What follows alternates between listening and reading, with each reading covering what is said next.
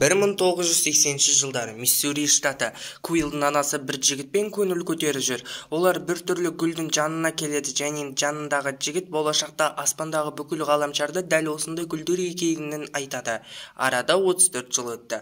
Галактика сақшылары суперен ғаламшарындағы құнды батареяларды бір үлкен құбыжықтан қорғап жатыр. Олардың қорғағандығы үшін суперендіктердің патшайымы Аиша оларға сыйақы ретінде небуланы береді. Осы кезде ракета білдіртпей бірнеше батареяларды өзі ұрлап кетеді. Кейіннен суверендіктер батареяның ұрлағандарын көріп, оларға шабуылдайды. Галактика сақшылары ұтылып бара жатқанда оларға біреу кенеттен көмектеседі. Ал галактика сақшыларының кемесі қатты зақымданғаннан соң жақын жердегі Берхард ғаламшарына тұрақтайды. Сол кезде оларға көмектескен кеме де келіп жетеді де ішінен Питердің әкесі Эго шығады. Ол өзінің ғаламшарына Гамора, Питер, Драксты шақырады. Ал ракета мен Грут кемені жөндеу үшін және небулаға қарау үшін сол ғаламшарда қалады. Кемеде отырған кезінде олар Эгоның көмекшісі телепатиялық қасиеті бар Мантиспен танысып алады. Ал осы кезде Йонду мен басқа қарақшылар контракт ғаламшарында уақыт өткізіп жатады. Осы жерде рейнджерлердің басшысы келіп Йондуды көріп, оған бұрында бала сатып кодексті бұзғаны үшін ренжитінін айтып кетіп қалады. Сол кезде Йондуға Аиша келіп, галактика сақшыларын ұстау жайлы тапсырма береді. Йонду Берхард ғаламшарына келіп, ракетаны ұстап алып, батареяларды алмақшы болып жатады. Осы кезде қарақшылар арасында бүлік туып, Йондудың биліктен кетуі үшін топ екіге бөлініп кетеді.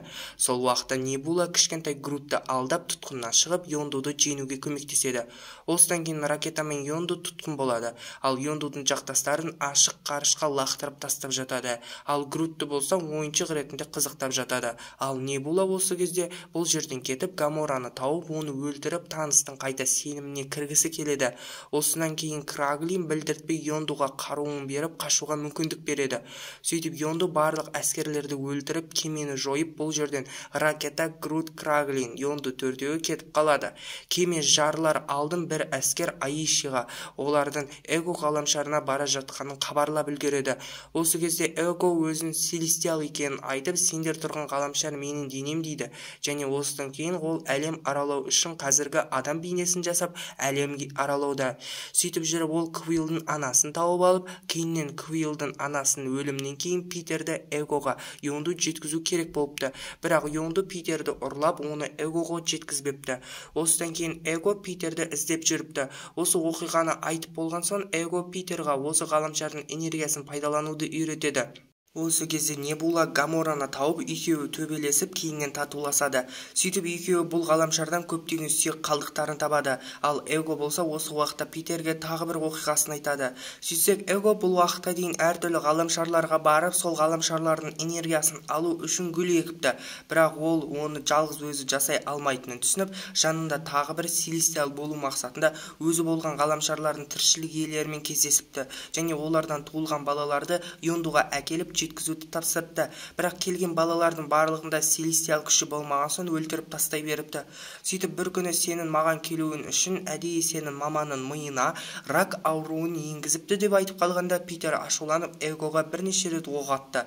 Бірақ Эго қайтадан жанарып Питерді пайдалана бастайды. Осы кезде Эгоның еккен гүлдері сол ғаламшардың энергиясын ала бастайды. Осы кезде Мантис Эгоның кім екенін Дракс, Небула және Гамораға айтып, оларды ракетаны шақырады.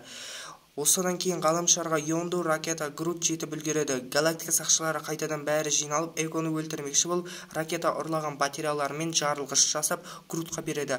Ал Грут жарылғышты Эгоның миына апарып, сол жерге қояды. Сол кезде суверендіктерді келіп жетеді. Оларды Небуланың арқасында жеңеді. Куилл Эгоны өзі үйренген күші арқылы шайқасып, басқа топ мүшелеріне қашуға уақыт тауып береді. Бірақ Йонду Куиллға көмектесу үшін қалады. Бомба жарылады. Эго ғаламшары жойылып, Куилл күшінен айырылады. Йонду Куиллға скафандр беріп, оны аман алып қалып, өзі мерт болады. Йондуды жерлеу кезінде Питер, Эго менің биологиялық әкем болғанымен, Йонду мені шынайы әкем болып қала берді деп айтады. Небула Гаморамен қоштасып, танысты өлтіруге кетеді.